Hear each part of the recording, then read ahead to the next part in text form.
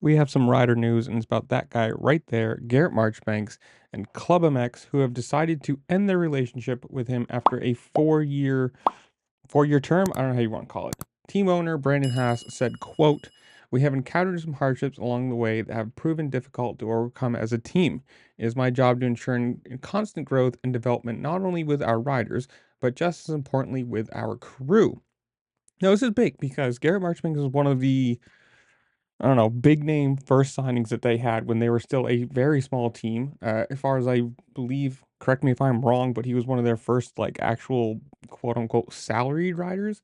And it begs the question of what's going wrong? Is it the team not I don't know, standing up to their end of the bargain? Is the bike not what he wants, or is he becoming a problem for them if they decided mid-season peace? And as far as I know, as far as I'm looking, he's 20th in points right now. So technically, he would still be in for SMX. Now, do those points change if he doesn't get a ride? Probably. And the question becomes, who does he get a ride with if he even does for the rest of the season? Obviously, there's been some rumors for 2025 that he was going to pro circuit, but with them already signing Masterpool and him doing well, do they want to add another fill-in rider that they might have to, put more money into for next season? Who knows?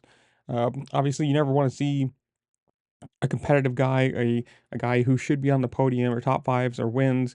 You never want to see him lose a ride or whatever happened here. But it is going to be one of those big things. If he was already rumored to go to pro circuit, was this a thing that maybe Ty Masterpool took that bike?